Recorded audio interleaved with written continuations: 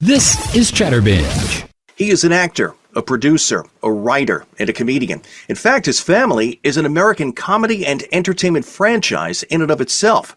Perhaps best known for his collaborations with his brother Sean on the WB sitcom The Wayans Brothers and roles in several films. He is currently on tour, including a date Friday, April 3rd at the Circus Maximus Theater at Caesars, Atlantic City, and he will be seen in the upcoming film Scary Movie 6, which hits theaters June 5th. It is great to say hello to Marlon Wayans. Marlon, welcome to Chatterbinge. What's happening, man? How you doing? That was a hell of an intro. I was like, damn, how old am I? Dude, come back in 10 years. It'll sound even better. So Crazy. Yeah. This current tour, give us a little bit of a sneak peek as to what people are going to see. Jokes, man. I want people to feel good, come in laughing. Jokes are on me. I just talk about things that hurt me and what's funny about the things that's not supposed to be funny in life. Yeah. It's a severely inappropriate show that makes you laugh and makes you feel good. You know, that's all I want to do. You learn a little something, and it's all at my expense. You know, you kidded around a little while ago about God, you're old. But you know what? As you mature, as you age, your perspective tends to evolve as well. So, Marlon, how do you work that evolution of your own life and who you are? How do you work that into your material that you use? That's the source in which I write from, right? Where do you pull your material from? Some people pull from pop culture. Some people pull from politics. Some people pull from history. I pull from pain. And I pull from my life. And so, you know, as long as I'm living, I always got some new jokes. I find that interesting because we all have that inner conversation. And when you're someone who's a performer, you take that inner conversation and then you kind of reflect it and deflect it and you send it out to an audience. And it resonates with them. You'll be surprised how much your actual feelings and pain and experience is more relatable than anything pop culture can ever give you. That's amazing when you think about that because it's true, it's raw, and it's honest. So let's say you finish a performance and you're talking about stuff that emanates from pain. How cathartic is it for you to be able to perform and be able to release that at the same time? Oh, it was the most healing process for me is doing stand-up. Right, even more than therapy. I do therapy too, you know. Yeah. But man, stand up for me. Like when my parents died, it was crazy because it was a healing experience for me. When my mama died, I was so broken. I would go on stage and I'd try and talk about it. And I would cry halfway through my set. Wow. And I only got about 45 minutes or 40 minutes of my mom's material. It was a really great 45 minutes. And I was like, damn, I'm a little short. And then my dad died. And I was like, yes, thank God. And that gave me the other 20 minutes for my special. It's amazing. Good grief on Amazon. And I cried at the end of that special. And that was like one of the last times I cried about my parents. Yeah. You know, that was my love letter to them. And, you know, I've come to terms with it. It's very sweet. It's very poignant. And it's very human. And when you're talking about how you use that as a release and it's giving you material, I think about how sad it is for someone who goes through loss and they keep it all inside and they don't let it out. And it just percolates and it just festers. I think that's very sad. On so many, you know, it's so sad on so many different levels, isn't it? You have to release. You have to let it out because it's going to catch up. It'll ferment, and then you'll get some physical ailments, or you'll have a mental break. So you just got to come to terms with your emotions, deal with them, and find the smiles, find the love in the journey, and don't worry about you're not a victim. You know, you have to understand you're a hero in every experience that you go through in life. There's no failure. There's only success. Find it. As I look through the dates for your upcoming tour, Friday, March 13th through Sunday the 15th at the Off the Hook Comedy Club in Naples, Florida. Thursday, March 19th at the Hanover Theater in Worcester, Mass.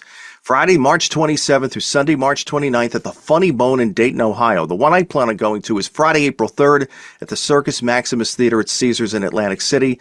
And then Friday, April 10th through Sunday, April 12th at the Helium Comedy Club in Buffalo.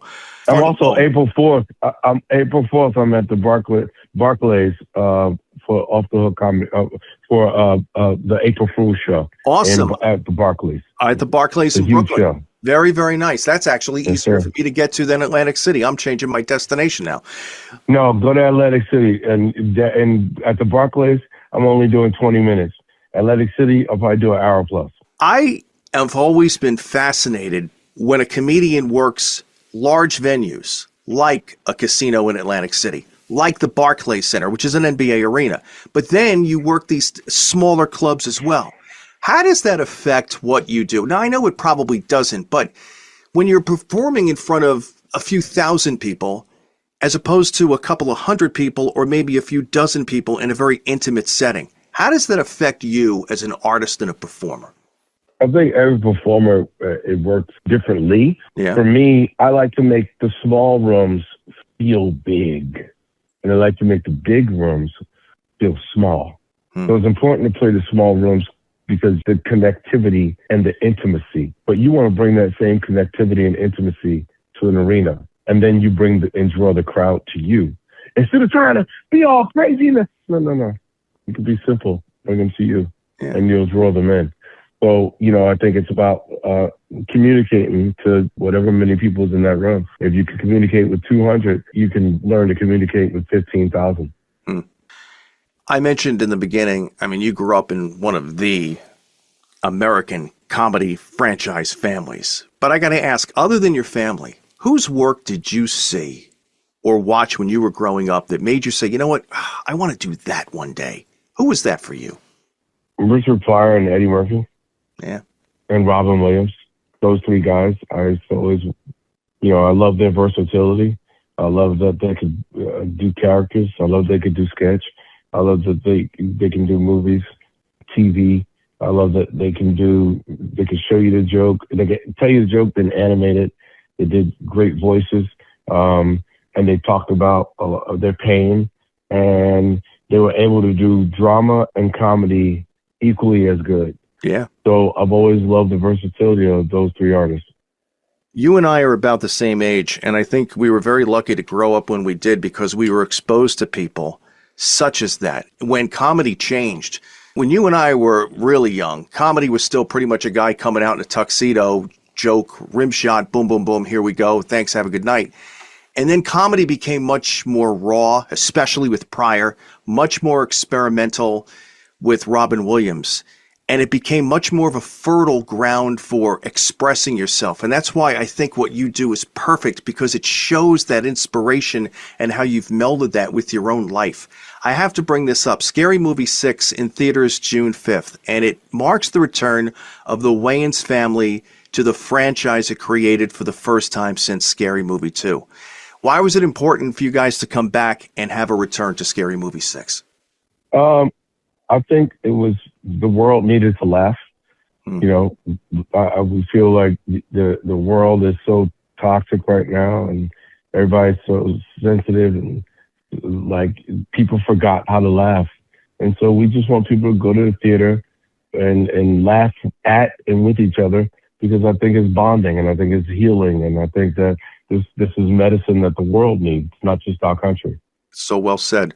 Once again, Marlon is on tour right now, and that gig in Atlantic City that I'm going to check out Friday, April 3rd at the Circus Maximus Theater at Caesars Atlantic City. It is quite an event when you go and see Marlon Wayans. Marlon, I've enjoyed this. Thank you so much for joining us here on Chatterbinge. Hey, thank you, man. Take it easy. Have a good day. Take care. You too. I'm Ed Kalegi. Great conversations happen here. Chatterbinge. Chatterbinge.